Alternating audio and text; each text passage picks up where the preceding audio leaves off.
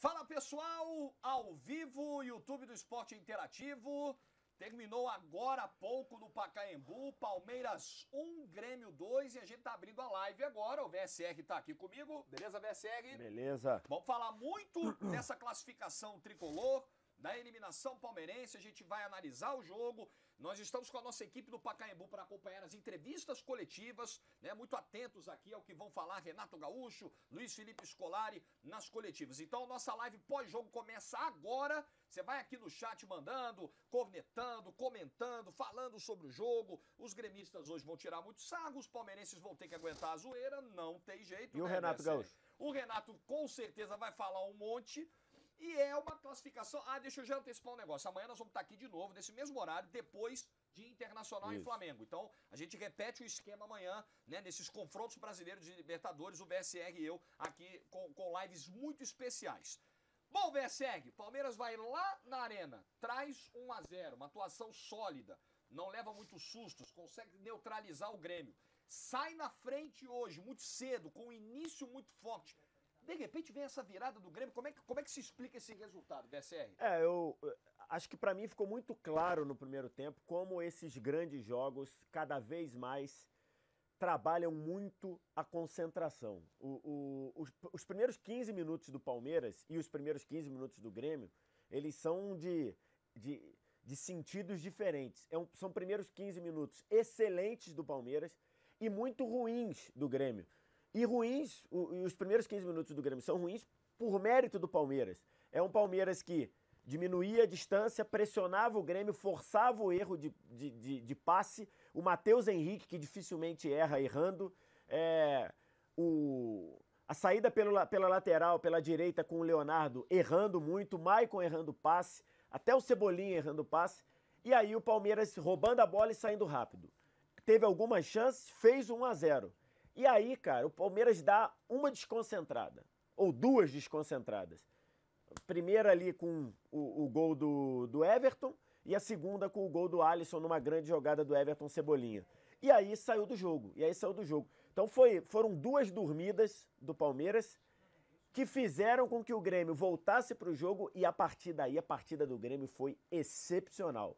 O Grêmio O Grêmio, quando faz 2-1, se você pegar o resto do jogo, e ali faltavam, um foi com 16, o outro com 23. Isso. Então você pega ali, são 15 mais 7, 22, mais 45, então dão quase 70 minutos.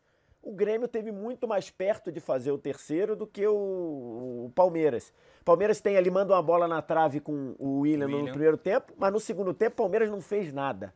E ficou claro a falta de repertório do Palmeiras. Ficou clara a falta de capacidade do Palmeiras criar no campo adversário quando o adversário não dá espaço, quando o adversário está bem postado. E ficou claro como vários jogadores do Palmeiras vivem uma fase muito ruim. Scarpa, que fez um bom jogo no Sul, não jogou nada hoje, errou tudo. O próprio Zé Rafael que entrou, o Daverson entrou muito mal também. O Dudu ainda tentou ali, mas hoje muito abaixo. Luiz Adriano praticamente não fez nada além do gol no primeiro tempo. Ele fez o gol na sobra ali, numa falha clara do Paulo Vitor. Então ficou muito claro hoje que o Palmeiras é um time que não tem repertório, o Palmeiras é um time que não sabe o que fazer com a bola. Até melhorou em alguns momentos ao longo do ano. Melhorou ali logo depois da eliminação do Campeonato Paulista. Mas na parada para a Copa, o Palmeiras passou a ter um time completamente sem repertório. E o time do Grêmio, pelo contrário, um time que sabe o que fazer, um time com a confiança lá no alto, um time em que os mecanismos do time funcionam muito bem, um time que tem o mesmo técnico há quase 3 anos e um time que chega para a sua terceira semifinal de Libertadores seguida. Isso é muito difícil. Isso é muito complicado, um time chegar a 3 semifinais seguidas de Libertadores. Né? São só os times que conhecem muito da competição, que sabem muito jogar a competição. E o Grêmio está lá, terceira semifinal seguida. Campeão em 2017, semifinalista, caiu na semifinal pro River, num contexto muito parecido com o de hoje. Ganha Até nisso o Grêmio pode pegar as lições, aprender Ele ganha no Monumental de Nunes e perde dentro da Arena do Grêmio por 2-1 e é eliminado pelo River. Tudo bem, o Grêmio reclama muito do VAR naquele jogo, ok? Mas até esse contexto você tem. O Grêmio perdeu em casa no primeiro jogo e todo mundo falando, não, vamos lá para fazer nosso jogo, vamos lá para jogar.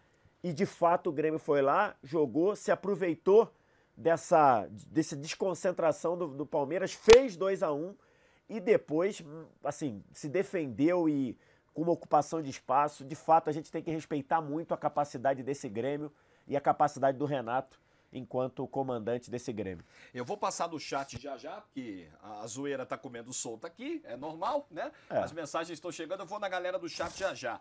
Mas você falou e destacou vários pontos positivos desse Grêmio, desse trabalho do Renato, dessa classificação de hoje.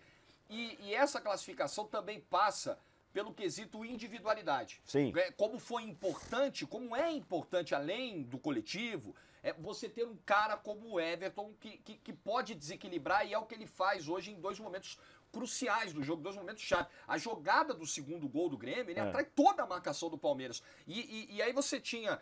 não dá pra crucificar e colocar na conta de um ou outro a eliminação. Mas do outro lado, o Dudu talvez fosse o cara pra desequilibrar, pra chamar, e ele não conseguiu ser tão decisivo como o Everton foi, né? Não conseguiu. Hoje o Dudu fez um bom duelo com o Cortez, que tinha se machucado no primeiro tempo do jogo lá em Porto Alegre. E era até dúvida pro jogo hoje. A gente, quando fez o último lance ainda há pouco, logo na TNT, a gente projetava Juninho Capixaba. E o Cortez entra. E aí, no geral, o duelo foi bom entre os dois. Mas, no geral, o Cortez levou vantagem. Um Cortez, e de fato o Dudu não conseguiu. Do outro lado, o Everton Cebolinha, ele ganhou o jogo hoje. Né? Eu até não entendi. Esses prêmios aí são complicados, deram né? pro Alisson, A Conmebol lá, na votação da Conmebol, não sei nem que tipo de votação é essa, deram pro Alisson, o craque do jogo, disparado, o man of the match, você que adora a expressão, foi disparado o Cebolinha. Até depois, o primeiro gol, ele faz a bola longa, do lado direito, a cobrança, e ele aparece no segundo pau, pouco ângulo para chapar. O Marcos Rocha dá mole, ele faz. E logo depois ele faz uma jogada em que, pelo meio do Palmeiras, estava muito difícil jogar. Porque o Thiago Santos, depois a gente tem até que falar sobre o Thiago Santos aqui sobre a ausência do Felipe Melo, tá? A gente vai falar sobre isso, que a nossa live vai longe até hoje. Eu não tô com pressa. O gremista tá hoje não vai dormir cedo. Exatamente. Então, vambora. Então, e aí pelo meio estava muito difícil jogar, mas o Cebolinha falou, não tá difícil não. E ele driblou 3 ou 4, arrancou, a bola escapou demais. Aí o Luan, é aquilo, né? Aquilo que eu tô falando da desconcentração. Num jogo desse, cara, não é pra você proteger. Num jogo desse, dá bico. Num jogo desse, dá bico. O Luan tenta proteger. O Cebolinha é muito rápido. O Cebolinha é muito arisco, ousado ali. Ganhou pelo lado. Aí o Luan tentou, viu que estava sendo ultrapassado pelo Cebolinha.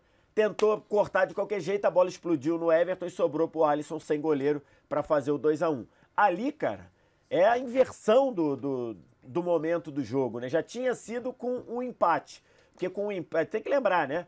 1-0 levava o jogo para os pênaltis, mas o Grêmio, desde o início, sabia que para ele classificar, ele precisava de 2 gols.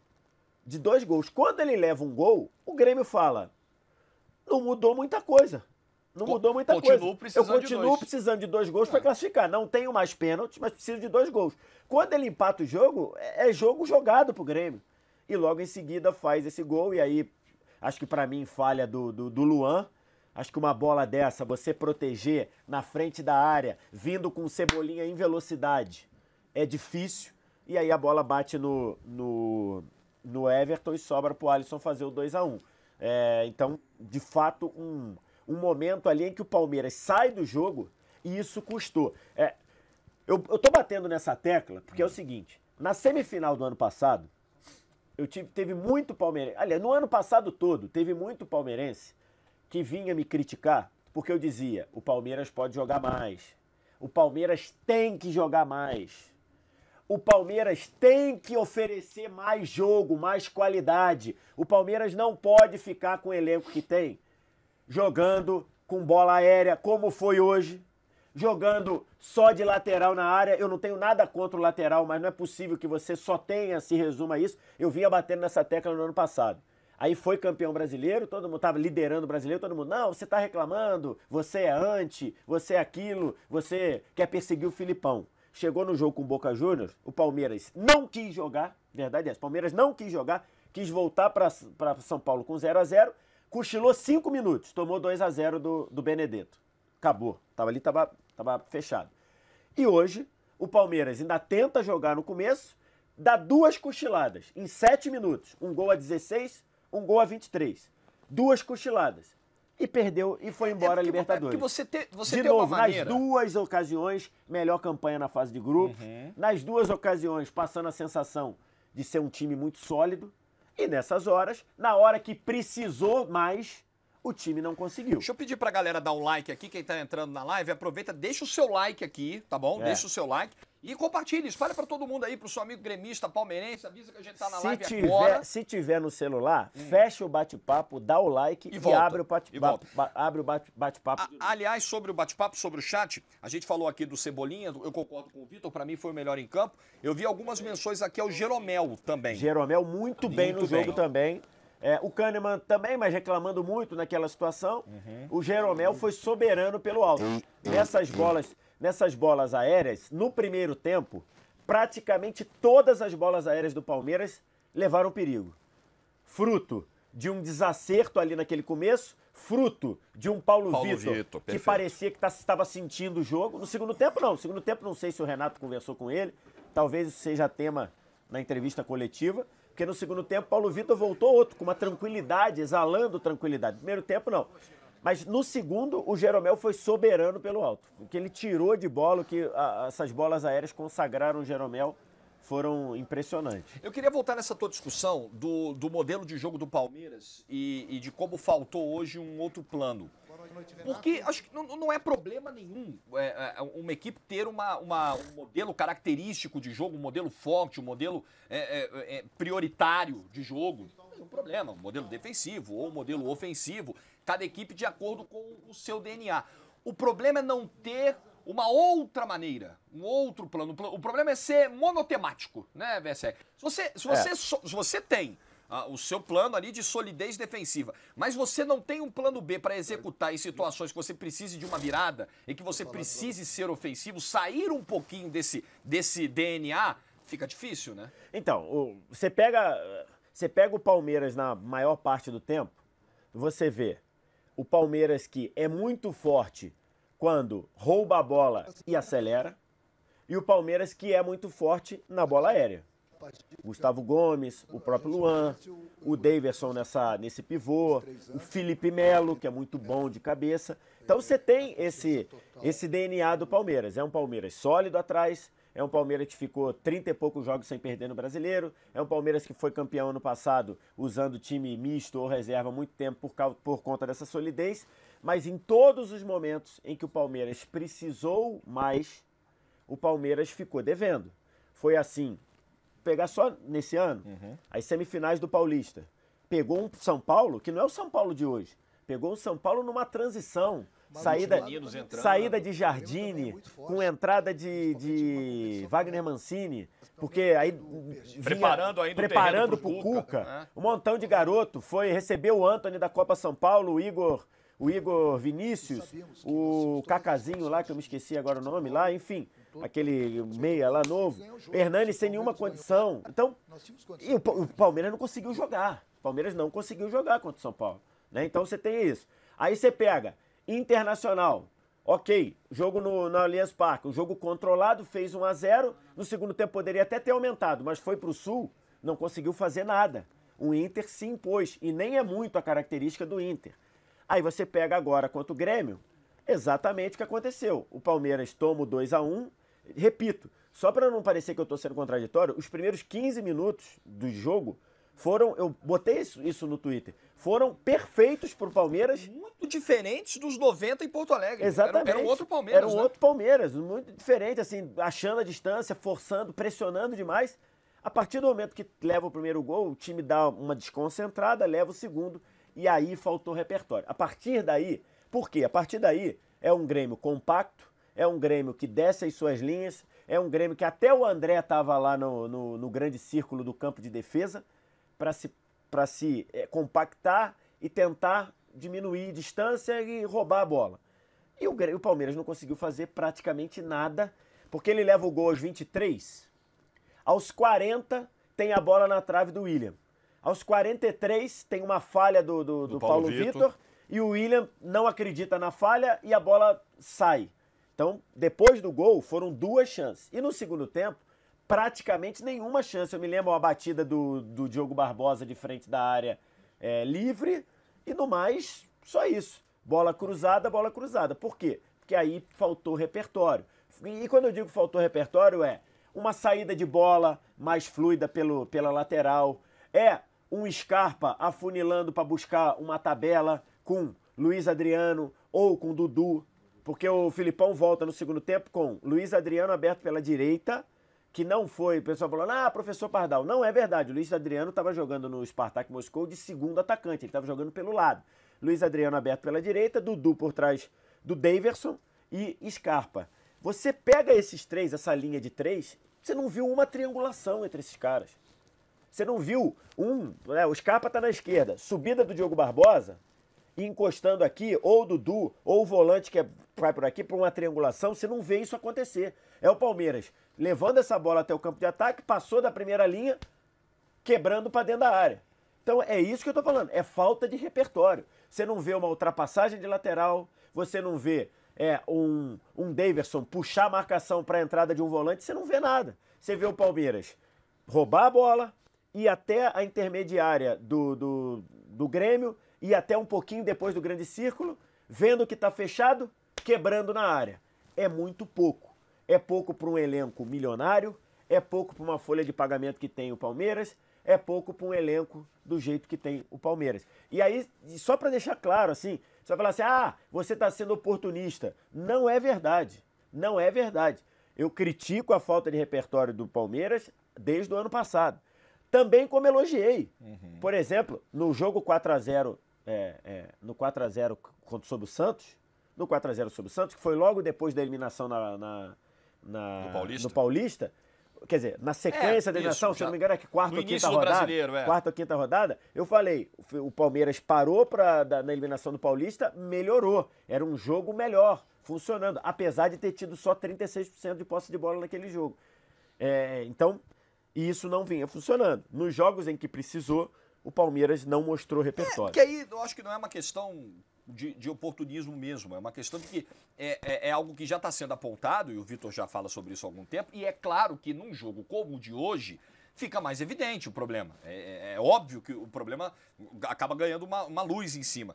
Agora, tem 2 números aqui sobre o Palmeiras, e essa coisa da parada, é legal a gente falar também daqui a pouco de como as coisas se inverteram, né? Porque o Palmeiras volta mal. O Grêmio começou muito mal o Campeonato Brasileiro. A temporada não era boa, apesar do título estadual, e a coisa mudou. A gente tem que lembrar, né, gente? O Grêmio, ele teve virtualmente eliminado da Libertadores. O Grêmio faz 1 ponto no primeiro turno. 1 ponto. Nas 3 primeiras rodadas. Nas 3 primeiras rodadas da Libertadores. Ele, inclusive, perde em casa para o Libertad. E sai para ganhar os jogos no retorno e se classificar em segundo lugar. E aí, no último jogo antes da parada para a Copa América, foi uma vitória sobre o Botafogo, no Newton Santos. O Grêmio ganha por 1-0 o gol do Jean-Pierre, de falta. Isso. Ali o Grêmio já dava uma indicação de estar melhorando. Tava começando. Porque, por exemplo, no início do Brasileiro, teve um 5-4, a derrota em casa pro Fluminense, que deixou... ele faz um primeiro tempo maravilhoso. E aí perde o jogo. E no segundo perde o jogo e parecia um sinal amarelo já tinha perdido na estreia do Brasileiro pro Santos, com o Santos jogando um belíssimo futebol dentro da arena do Grêmio. Um domingo de manhã. E depois perde pro Fluminense, fazendo o primeiro tempo excelente e um segundo trágico. E aí você começa a ver aquela sinalização, é desgaste da fórmula, é desgaste do Renato. Só que o Renato, a gente não pode a gente não pode discriminar o Renato. Eu durante muito tempo sempre achei que o Renato foi muito discriminado como técnico. Pelo jeito fanfarrão, pelo jeito boleirão. Eu acho que às vezes ele dava motivos. Às vezes ele contribuiu, sim, mas se você pegar o histórico... Esquece o Grêmio. Antes do Grêmio, o histórico de trabalhos do Renato são bons trabalhos. O Renato ganhou uma Copa do Brasil com o Fluminense. O Renato foi finalista da Libertadores com o Fluminense, eliminando, na sequência, Atlético Nacional, São Paulo e Boca Juniors. O Renato foi finalista de uma Copa do Brasil com o time do Vasco paupérrimo em 2006. O Renato classificou o Grêmio para a Libertadores via Campeonato Brasileiro. Então, eu acho que nós, de uma maneira geral, estou falando aqui a mídia, né? Eu odeio falar isso, mas acho que o senso comum do Renato, antes do trabalho no Grêmio, sempre foi discriminado como pelo jeito que às vezes ele tinha até culpa. Mas, desde que ele voltou ao Grêmio, o trabalho do Renato ele é muito bom em aspectos táticos, em aspectos técnicos e em aspectos de relacionamento de grupo. O Renato pegou um Cortez, pouca gente lembra, mas quando o Cortez chega ao Grêmio, ele ia ser anunciado pelo Náutico para jogar a Série C. Nada contra o Náutico, nada contra a Série C. Só estou dizendo o seguinte, as propostas que tinham pelo Cortez naquele momento era de um time que estava na Série C. E o Renato falou, pode trazer que eu banco. E é impressionante esse histórico de jogadores reabilitados pelo Renato. Então, Cortez, Jael, Léo Moura, que já estava lá mais para lá do que para cá. Hoje o Rômulo, que não tinha conseguido andar no time do Flamengo, entrou, fez um belo jogo. O que popularmente chamam por aí, André, o que popularmente chamam por aí de refugos. O Renato chama e ó, vem então, que isso eu é dou mérito, um jeito, isso é mérito dele. Claro. Ele tem méritos táticos, se não é a maior virtude dele, ele tem méritos táticos, tem méritos técnicos, tem méritos de relacionamento. O Renato reorganizou o grupo e tá aí, é um outro Grêmio. É um Grêmio que ainda tem que ser criticado pelo que faz ou pelo que não faz no Campeonato Brasileiro. Mas o foco do clube são as Copas. Ele tá na semifinal da Copa do Brasil com um 2-0 a favor no jogo em casa contra o Atlético Paranaense e agora tá na sua terceira semifinal de Libertadores seguida. Se eu não me engano, o último time que fez brasileiro, que fez 3 semifinais de Libertadores seguidas, se eu não me engano, foi o São Paulo. 2004, cai pro Once Caldas. 2005, cai pro... 2005 ele ganha, campeão, ganha do Atlético Paranaense. E 2006 ele vai pra final. Vai pra final da Libertadores. Então, 2004 ele cai nas quartas. Acho que 2004 ele cai nas quartas. Foi 5, 6 e 7, pode ser? Acho que o Once Caldas passa da semi pelo Santos, Pelo Santos, né? Então é isso. Então é 5, 6 e 7, se eu não estou enganado. Mas de qualquer maneira é um número impressionante do Grêmio. Mas se não for esse São Paulo, acho que é o São Paulo de 92, 93, 94. É muito difícil, é muito raro acontecer. Difícil. A gente tá chegando nos 9 mil aqui na live. A gente ainda vai falar de Felipão, porque aí é claro que tem a repercussão grande do lado derrotado. A ausência do Felipe Melo, o fato de não jogar no Allianz Parque, tem muitos palmeirenses tratando desses assuntos aqui e nós vamos falar. Deixa eu ler algumas mensagens aqui, porque o chat está bombando, a gente já está chegando em 9 mil na live, a audiência está bem grande, a gente já está virando aqui para quarta-feira, mas tem muita gente ligada. O Jadelson Santos diz aqui que o Palmeiras depende muito do Dudu, se ele não for bem, o time não vai bem. Hoje não foi tão bem mesmo. O Marcos Vilaim, fora Felipão, urgente. Quem mais está aqui? Tem muita provocação com a história do cheiro verde.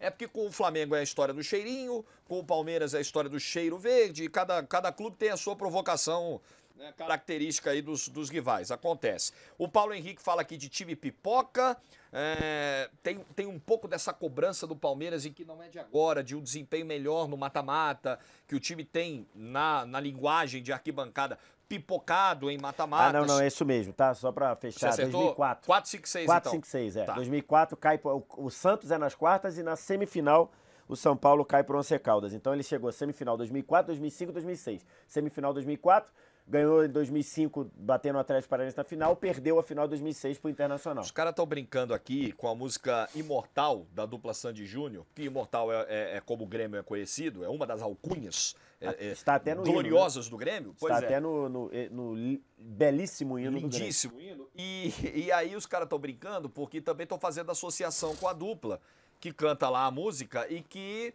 fez o show no Allianz. O jogo só não foi no Allianz Parque. Foi ontem. O show foi ontem. Acho que foi sábado, domingo e ontem. É isso. E aí tem a desmontagem do palco, aquele negócio todo. O gramado, então, não deu pra jogar hoje lá, por causa do show da dupla Sandy Júnior do fim de semana. Então os caras estão tirando um sarro aqui, o Imortal e tal, com a música do Sandy Júnior. Qual o impacto impacto que tem isso? Não dá também, eu acho que são duas coisas aí. Eu acho que a discussão é achar o meio do caminho. Não dá pra dizer que a culpa foi do Pacaembu. Não dá. Outros fatores influenciaram na queda do Palmeiras. Falando agora do Palmeiras, do eliminado. Mas também não dá pra dizer que isso não tem nenhuma influência. Alguma tem. Não tem nenhuma influência. Assim, não dá pra gente cravar que teve alguma influência, mas o São Paulo, o Palmeiras esse ano, foi eliminado dentro do Allianz Parque pelo time do São Paulo. Foi 0-0. Ele não conseguiu ganhar do São Paulo. O Palmeiras, na semifinal do ano passado, contra o Cruzeiro, ele perde o jogo no Allianz Parque. Tudo bem. Tem aquele lance lá no final da suposta falta no Fábio e tudo, mas ele perde no Allianz Parque. Você tem, esse ano, o Palmeiras foi derrotado pelo Corinthians dentro do Allianz Parque. No ano passado, o Palmeiras acaba não ganhando o jogo contra o Boca, tudo bem que já estava difícil por causa dos resultados de Buenos Aires, mas então você tem ali um componente. Mas é algo que não tem nem muito como a gente perder tempo.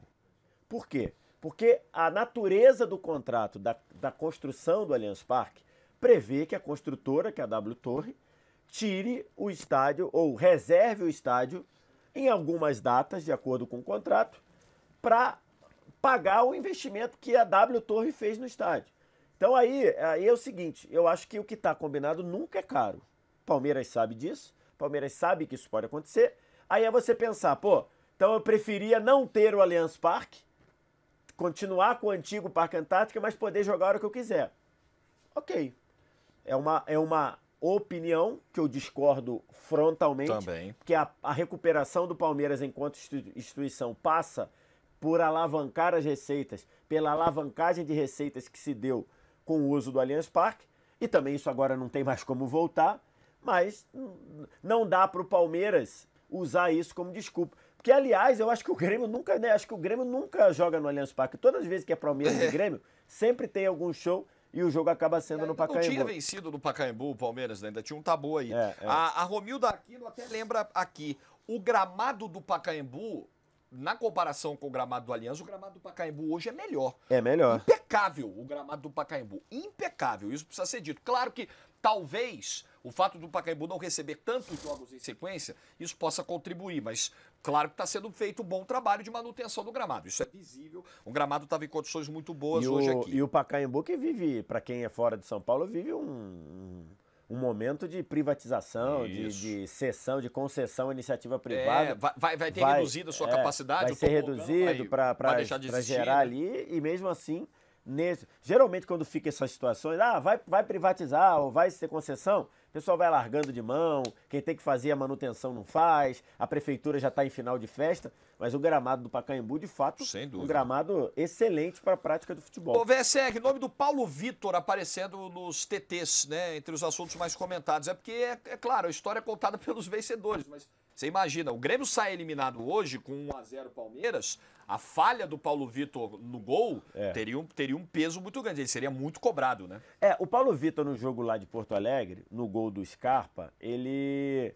Eu não tenho elementos, assim, eu não tenho coragem, a palavra é essa, eu não tenho coragem de dizer que ele falhou, mas que foi uma senhora patada do Scarpa. Mas tudo bem, uma batida a 30 metros do gol.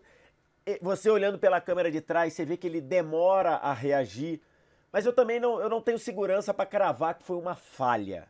Mas o primeiro gol hoje foi uma falha, assim, até uma falha constrangedora para um goleiro numas quartas de final de Libertadores. E não foi só isso.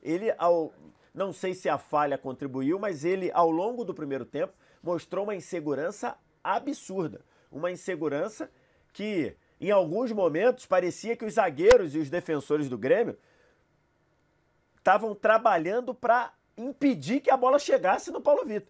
Parece que eles não estavam defendendo o gol do Grêmio, eles estavam defendendo o Grêmio do Paulo Vitor. O zagueiro percebe, né? Hoje o zagueiro ele não percebe, tá legal. Ele fala assim, opa, o cara não tá bem, eu vou ter que resolver aqui. Então você tinha isso. No segundo tempo, aí é que por isso que vale a gente daqui a pouco acompanhar, não sei se a gente vai conseguir acompanhar as coletivas, para ver se o Renato trabalhou isso, ou se o preparador de goleiros do Grêmio trabalhou, porque ele voltou numa outra sintonia pro segundo tempo. Não no acerto técnico, mas sim na tranquilidade que ele passou no segundo tempo.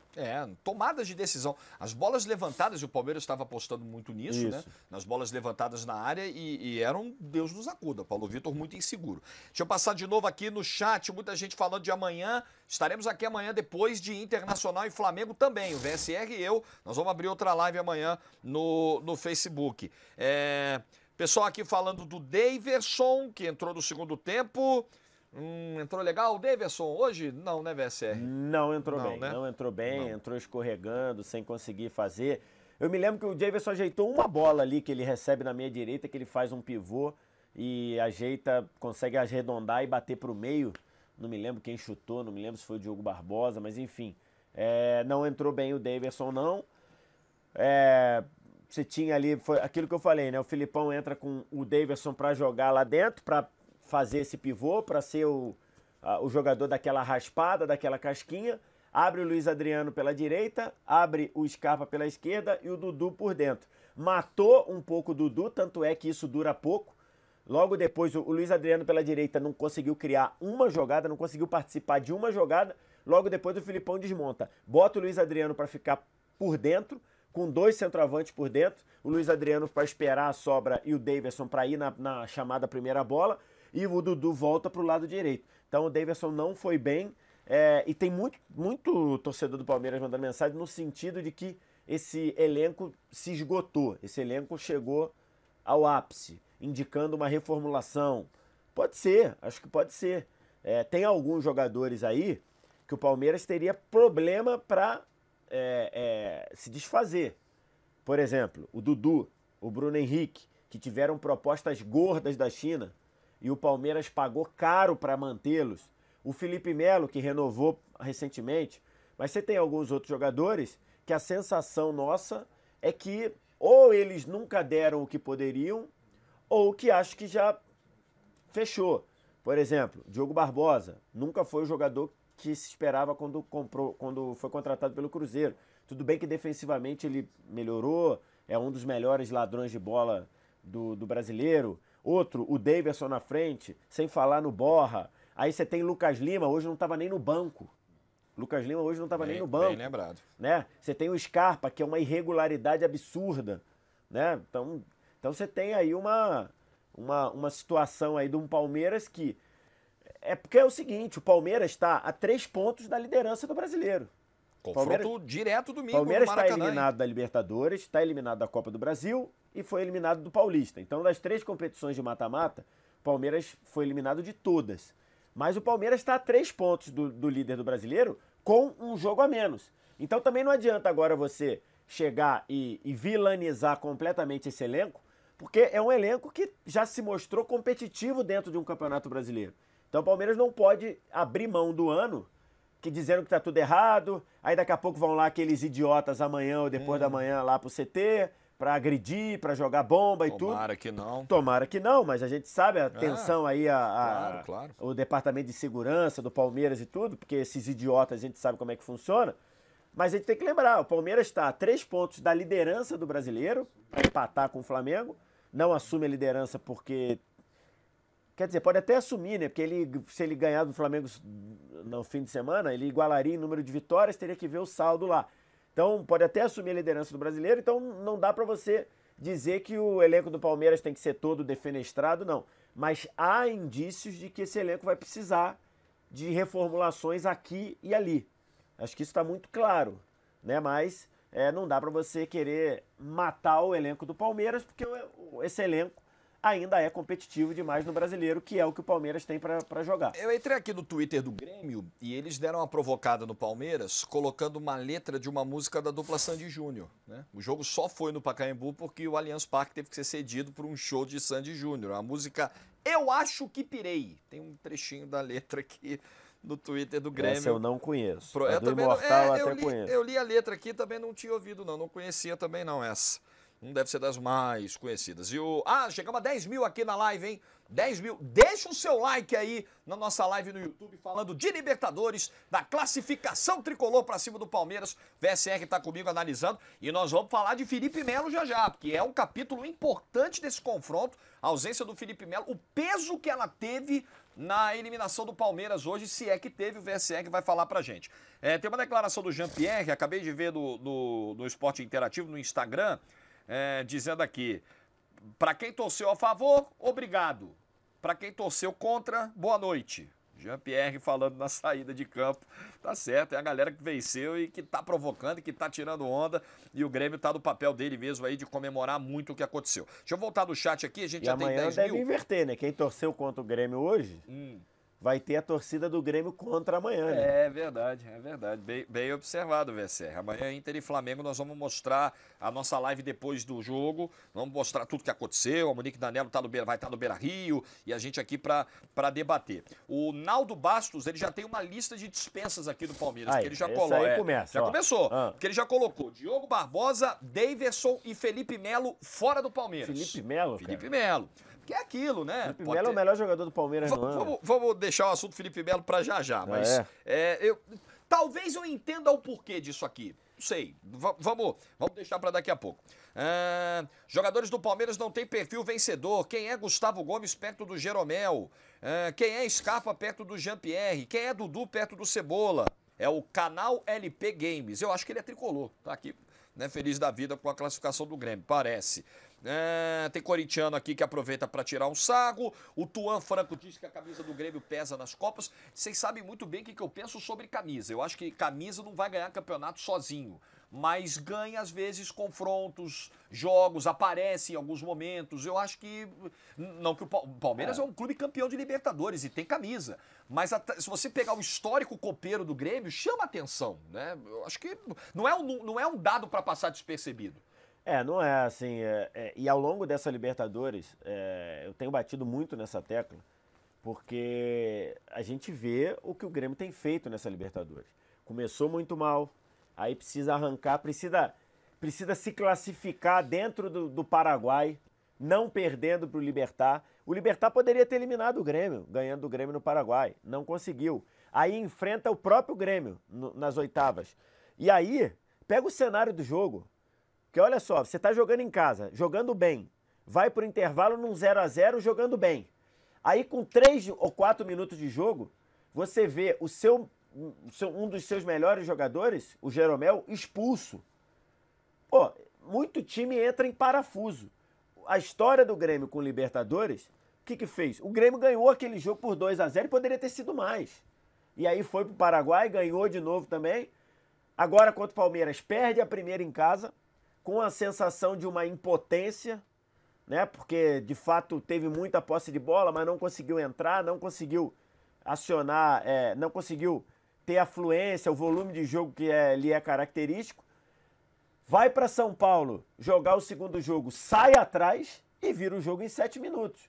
Então, eu questiono até bem mais do que o Jorge a questão da camisa, acho que simplifica demais.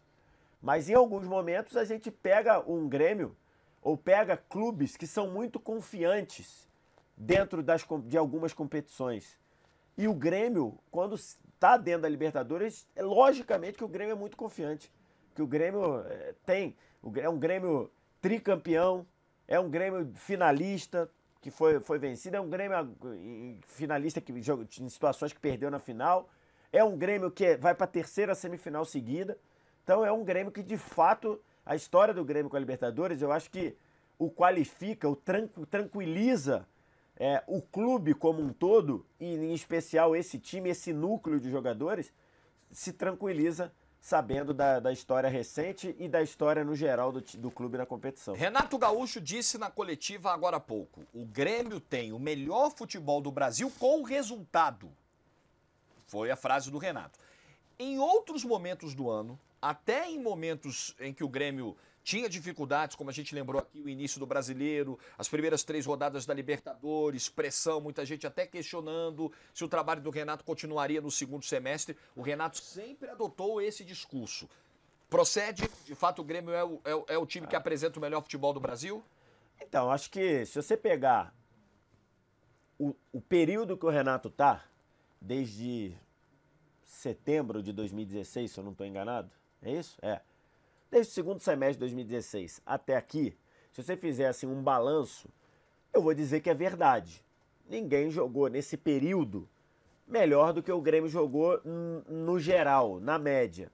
Neste ano de 2019, o Grêmio teve o melhor futebol em alguns momentos. O início do Grêmio, lá de Gaúcho, de Libertadores, nem tanto, mas o início do Grêmio no Gaúcho foi muito bom.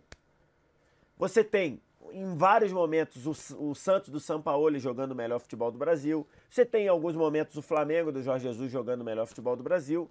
Mas se você pegar o período do Renato, de 2016, campeão da Copa do Brasil, até agora, semifinalista da Libertadores e semifinalista de Copa do Brasil, eu diria que sim. Acho que, no geral, o melhor futebol apresentado nesse período é do Grêmio. Em 2019, foi do Grêmio em alguns momentos, foi do Santos em alguns momentos, foi do Flamengo. Nesse momento, o Flamengo tem jogado muito bem, tem jogado com um volume muito interessante, mas, de fato, o trabalho assim enraizado do Grêmio, o Grêmio joga um futebol muito bom de se ver, muito agradável de se ver. Tô vendo aqui nas redes sociais, o VSR, especialmente Twitter, né, que costuma ser o termômetro mais forte, né? A temperatura costuma estar mais alta lá nos pós-jogos do que em outras redes, e tem muito palmeirense falando aqui, responsabilizando o Felipão por essa eliminação e falando até na saída do Felipão. E pedindo até a saída do Felipão. E eu lembro que você falou agora há pouco aqui que talvez seja o caso, numa análise mais profunda do elenco do Palmeiras, de uma mudança, de uma reformulação, de peças que talvez já tenham chegado ao fim, daquilo que podiam dar em termos de ciclo. Como é que você enxerga o trabalho do Felipão? Ele também entraria nessa análise? Ainda tem coisa para oferecer? Ainda dá para tirar? Como é que você vê? Eu não vejo o Palmeiras mandando o Felipão embora agora. Não vejo. Acho que talvez, dependendo do que aconteça na sequência do Brasileiro, o Felipão possa pedir para sair, mas eu acho que, por tudo que aconteceu nesse 1 ano e meio aí, 1 ano e meio, caminha um pouquinho menos de 1 ano e meio, eu acho que caminha para esse trabalho ser analisado no fim do ano. No fim do ano você chegar e falar lá, e acho legítimo que as duas partes entendam que seja melhor terminar a relação. Acho legítimo, porque o Felipão deu ao Palmeiras o que o Palmeiras queria no ano passado. Era alguém para falar grosso no vestiário, mas ao mesmo tempo se impor com os jogadores pela boa relação. Era alguém que desse solidez ao Palmeiras que do Roger não tinha. E ganhou o Campeonato Brasileiro e foi semifinalista de Libertadores. Então, ganhou em muitos momentos com essa situação de ter um repertório muito fraco de jogada, mas dentro daquilo que fazia, solidez, saída rápida e bola aérea efetiva, eficiente, funcionou. Mas acho que, pro fim do ano, acho legítimo as duas partes sentarem e entenderem e fazerem uma evolução, uma análise do trabalho e entenderem que é melhor os dois terminarem o trabalho. Mas acho que o Palmeiras não vai demitir o Felipão com a temporada em andamento, até porque, repito, o Palmeiras tem um jogo a menos e está a 3 pontos de empatar com o Flamengo na liderança e com o Santos na liderança da tabela. E ainda tem muito Campeonato Brasileiro pela frente. A gente ainda vai chegar, na 17ª, né? Isso. Então, a gente vai para a 17ª. Você tem 17ª, 8ª, 9ª e mais todo o segundo turno. Você ainda tem 22 rodadas. 21 rodadas, perdão. Então, é muita coisa. É muita coisa ainda para jogar. Assim, a análise... A gente entende o torcedor que está chateado, irritado, né? E que está na bronca com o Felipão, e que entende que o Palmeiras poderia jogar o melhor futebol. Mas, por exemplo, tem uma mensagem aqui, o The Wolf Games. Felipão chegou ao fim há uns 10 anos. É porque fica muito o olhar, eu entendo a indignação, o olhar para o agora, para o hoje. Mas o Felipão chega ao Palmeiras, no meio do Campeonato Brasileiro do ano passado, passa um turno inteiro sem perder, é campeão com antecipação, campeão com pé nas costas. Isso precisa ser lembrado, isso precisa ser registrado. O trabalho do Felipão, o que o Felipão fez no último Campeonato Brasileiro foi para entrar para a história. Foi mais um título de um cara vencedor, de um cara que está na história. Isso sem dúvida. Sem dúvida, sem dúvida. Então ele chega, fica muito claro que o Felipão chegou ao Palmeiras para dar ao Palmeiras o que o Palmeiras queria quando demitiu o Roger. Era um Roger que tinha ótimos números, era um Roger que tinha ótimas atuações em alguns momentos ou em pedaços de jogos, mas o que o Palmeiras queria era alguém que chegasse e se impusesse no vestiário. Na ocasião, tinha a total sensação de quem, isso aí não é opinião, é informação de quem trabalhou dentro do Palmeiras ou trabalha dentro do Palmeiras, que ele não conseguia se impor dentro do vestiário e queria que fosse um time sólido, um time que não oscilasse tanto quanto oscilava com o Roger. E ele deu isso ao time do Palmeiras. O Palmeiras que ganhou o Brasileiro do ano passado, sem perder nenhuma vez com o Filipão. O Palmeiras que abriu 8 pontos nas primeiras 9 rodadas do Campeonato Brasileiro desse ano. Era o Palmeiras com esse DNA. A parada para a Copa tirou muito o ritmo do Palmeiras, e aí precisa ser analisado o que houve.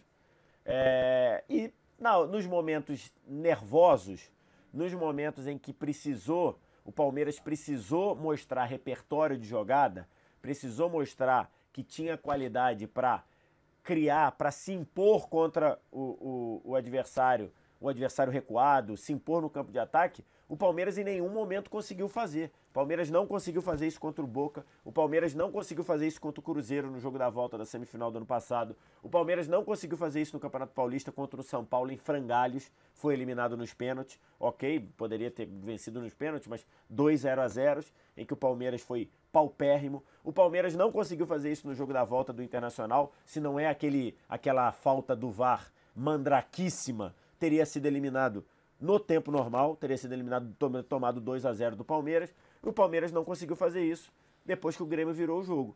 Então, o Palmeiras mostrou que ele é muito bom para se defender, como se defendeu em Porto Alegre, depois de fazer 1-0, e o time do Grêmio praticamente não criou. O time do Grêmio ficou com 60 e poucos % de posse de bola.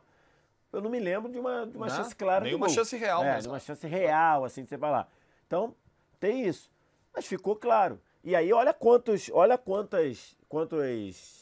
situações eu coloquei. Várias situações. Então não foi assim, você falar assim, foi um acaso. Não foi. Esse problema do Palmeiras vem se repetindo já desde o ano passado. Nós vamos falar de Felipe Melo agora, tá? Mas antes, deixa eu trazer um número aqui que é bem interessante, do Footstats. Eles fazem um levantamento aqui completo da Libertadores por fundamento, e aí no fundamento drible, jogadores que mais driblaram na Libertadores até agora. Eu vou começar de baixo para cima, do terceiro para o primeiro, tá? O terceiro maior driblador da Libertadores até agora é o Edenilson, volante do Internacional, com 13 dribles em 8 jogos disputados. Ok? Sim. Edenilson, que inclusive jogou no sacrifício lá no Maracanã, claramente, né, voltando de lesão e tal, uma peça importantíssima desse elenco do Inter. O segundo maior driblador da Libertadores até agora também é do Inter, que é o Nico Lopes, com 15 dribles em 9 jogos. E o primeiro nesse fundamento até agora, segundo o Footstats, é o Everton Cebolinha, com espantosos 44 dribles em 10 jogos. O segundo colocado, que é o Nico Lopes, tem 15. O Cebolinha tem 44.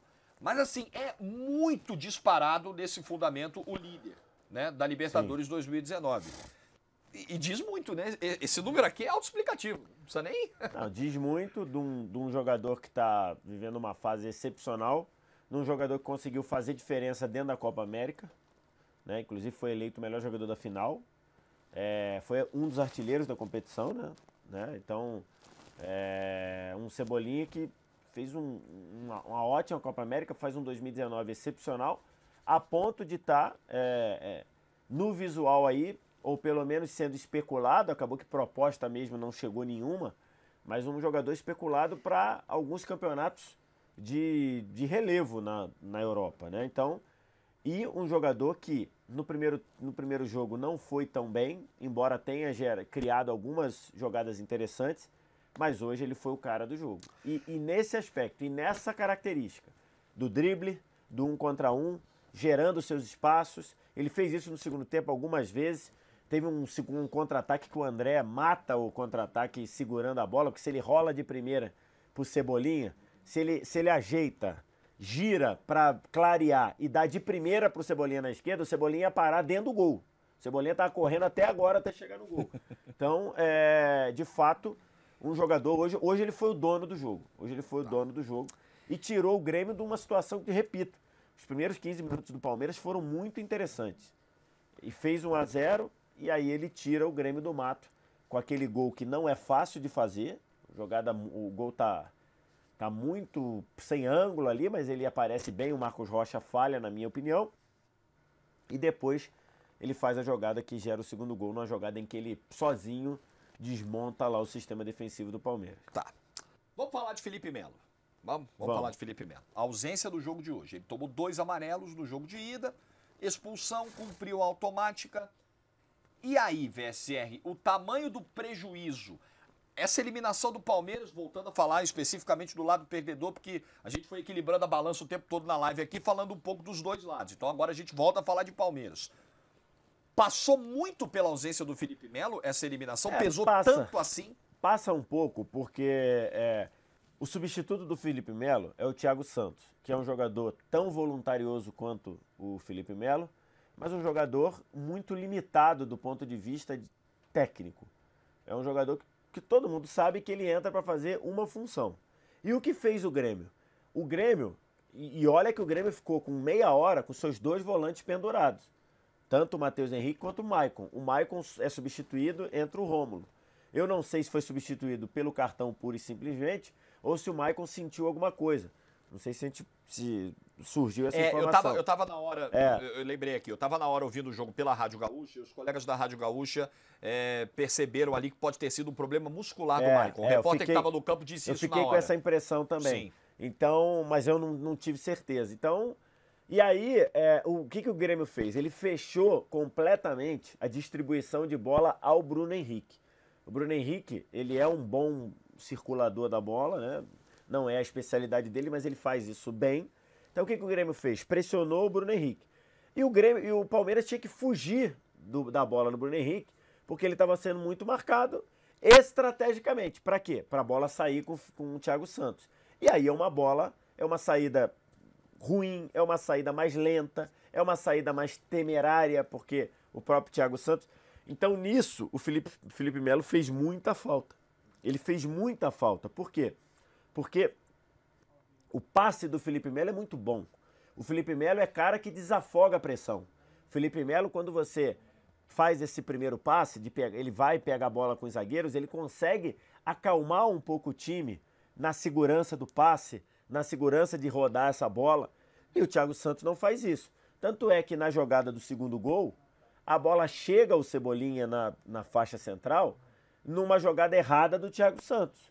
Não estou culpando o Thiago Santos porque o mérito é do Cebolinha, mas é um pouco dessa armadilha que fez o Grêmio. O Grêmio estrategicamente bloqueou as linhas de passe para o Bruno Henrique para forçar com que a bola saísse pelo Thiago Santos. Você tem, às vezes, assim, time de basquete, você fala assim, você tem um cara que faz muito ponto. Aí o que você fala? Você fala, cara, eu não vou impedir esse cara de fazer tanto ponto. Ele vai fazer muito ponto. O que eu vou fazer? Eu vou bloquear os outros.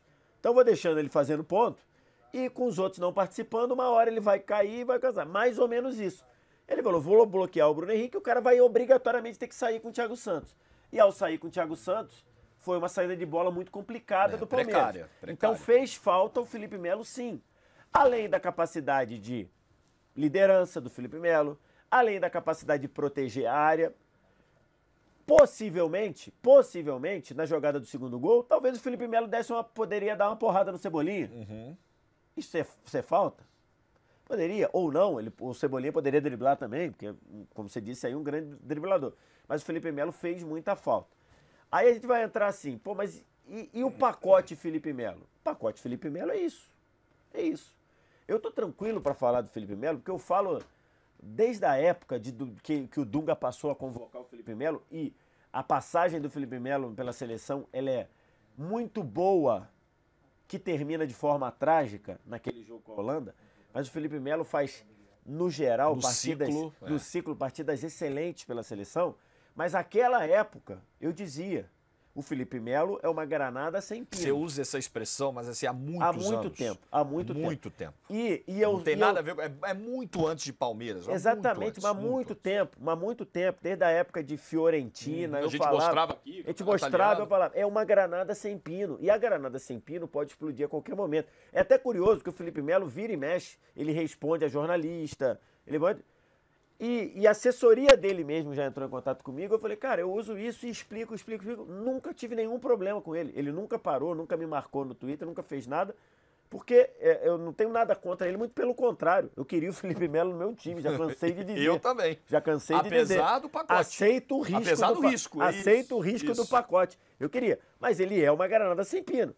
É uma granada sem pino que deu na cara do Luca contra o Bahia. Porque quis dar.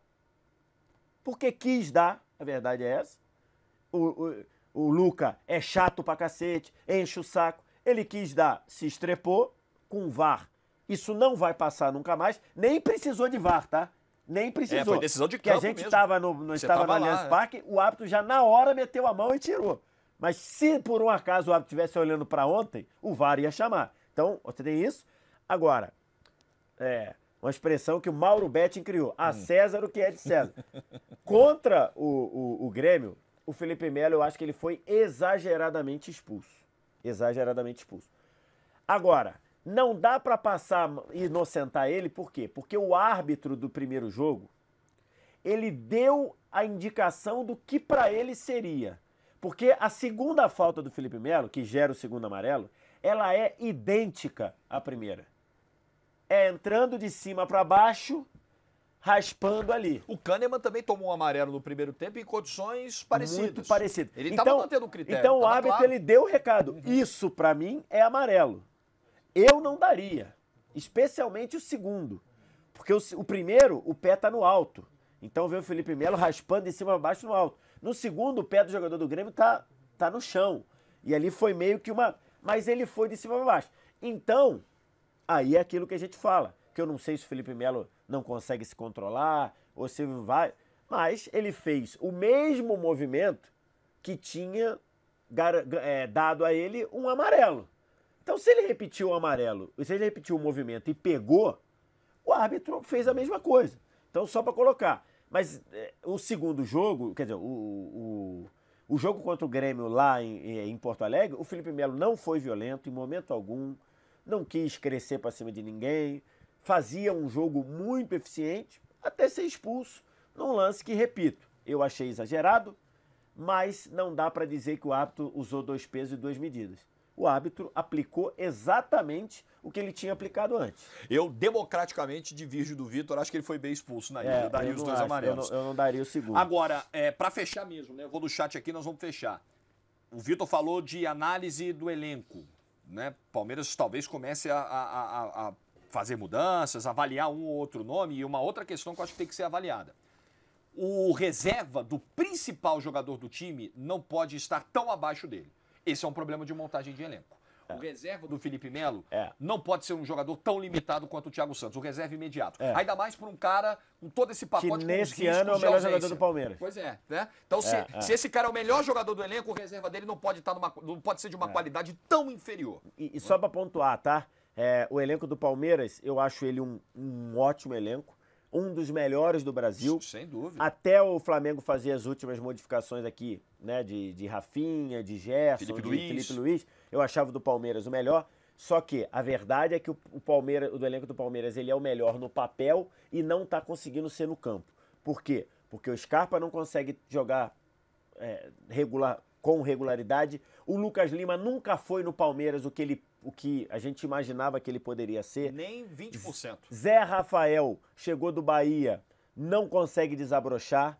Aí você tem, beleza, o Dudu, que melhora muito no segundo semestre, mas no primeiro semestre deixou a desejar. Aí passou mais da metade do ano com esse problema no ataque, agora com o Luiz Adriano a coisa parece estar melhorando. Exatamente, o Palmeiras chegou a ter 5 centroavantes, hoje o Arthur Cabral foi mandado lá pro Basel, lá emprestado. Isso. Mas ele tinha Borja, Daverson, Arthur Cabral, Luiz Adriano, por aí vai. 5 jogadores para a mesma posição.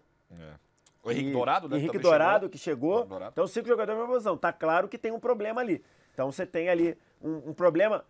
Laterais, o Diogo Barbosa é bom no papel, é bom, mas nunca foi, especialmente na fase ofensiva, o que se imaginava. Aí o reserva dele é o Vitor Luiz, que já defende melhor, passou do meio campo, é um Deus nos acuda. Na lateral direita, o Mike foi bem no ano passado, esse ano perdeu espaço. O Marco Rocha tá jogando bem no ano, mas hoje falhou no gol. Então, o elenco do Palmeiras acho bom, mas é um elenco bom no papel. Por quê? Porque a má fase ou a fase, a boa fase dos jogadores demora ou até agora não chegou. Bom, para fechar, vou passar na live aqui que tem um monte de mensagem, mas muita mensagem, muita. O João Rafael tá perguntando aqui, o VSR, o Grêmio virou hoje e o Inter vira contra o Flamengo? É difícil. Eu acho difícil dar palpite para esse confronto. É difícil dar palpite, mas como eu achava que não estava encerrado hoje, eu acho que também não está encerrado para amanhã. Só que eu achava que hoje estava, pelas características dos times, eu achava que hoje estava mais aberto para o Grêmio do que tá aberto para o Inter amanhã. Mas está aberto para o Inter. Tá aberto. O Inter é muito forte jogando em casa. O Flamengo, ele não tem jogado bem fora de casa. Fez um bom jogo contra o Ceará, mas anteriormente não tinha feito. O Flamengo nessa Libertadores fora de casa, ele ganhou do São José por 1-0 na estreia, num jogo em que o Diego Alves foi o melhor em campo. Depois perdeu para a LDU, segurou um 0-0 com o Peñarol jogando muito bem e perdeu para o Emelec da forma que foi. Foi 2-0, poderia ter sido muito mais. Tem o lance do pênalti que volta atrás pelaquela mão, então... enfim, não dá pra cravar nada pra amanhã. Só dá pra cravar que nós vamos estar aqui depois do jogo com outra live, eu e o VSR, tá bom? Tem que ver se o comentarista vai estar em condições, Vou tentar ajudá-lo na medida do possível, né? A Rosângela Santos tá aqui, dá-lhe meu tricolor. Palmeiras não tem camisa para Libertadores, não tem tradição. Levi Alves, Palmeiras é campeão de Libertadores, Levi, vale lembrar. Marcelo Melo colocou aqui um kkk.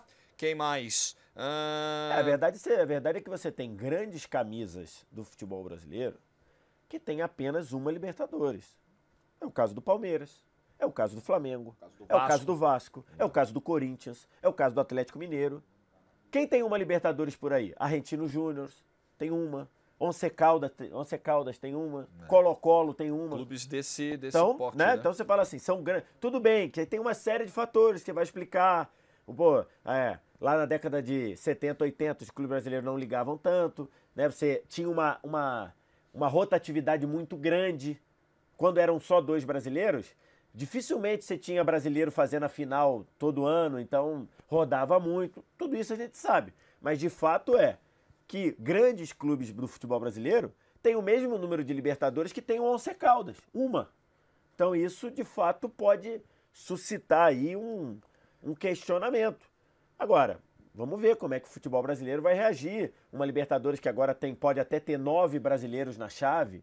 Então, é uma situação. Um Brasil que cada vez mais com poderio econômico em relação ao resto da América do Sul. Então, vamos ver o que vai acontecer. Bom, deixa eu registrar aqui porque fez a pergunta. Já passou. É muita gente. O Atlético Mineiro passou, eu só não vi quem fez a pergunta porque já subiu aqui o nome. Passou sim. Ganhou do Laicuidá 3-1, já tinha vencido em casa na ida. O Galo vai para a semifinal da Sul-Americana. Parabéns ao Galo que ganhou lá na Colômbia. Então, rapidinho para fechar o chat aqui. Maradona Riquelme, Felipe Carrias, Paulo Henrique, Alessandro Albuquerque, Saulo Oliveira. O Pedro Mendes está dizendo que a final da Libertadores vai ser Flamengo e Boca. O Matheus Henrique lembrando aqui do Galo na Sula. Boa, Matheus, o Galo passou. Raul Bastos questiona. E o grande elenco do Palmeiras? Felipe Emanuel, fora Filipão, Abel Braga do Palmeiras. Só que ele está com o escudo do Flamengo aqui, o Felipe. Então, não sei se ele está desejando o melhor para o Palmeiras. Não que o Abel não seja bom para o Palmeiras, mas talvez trocar Felipão por Abel não seja. Enfim. Felipe Barbosa, o problema é a falação. Tem que jogar primeiro. Não adianta fazer melhor campanha e não fazer valer o investimento depois. Lucas Garcia, esse é o time que vocês disseram que podia jogar a Champions? Rafa Pontes, amanhã o Cheirinho vai ser eliminado também. Aí tá provocando o Flamengo. E tem o outro aqui logo em cima. Aqui é Flamengo. Bom, é isso, galera. Vamos fechar a live.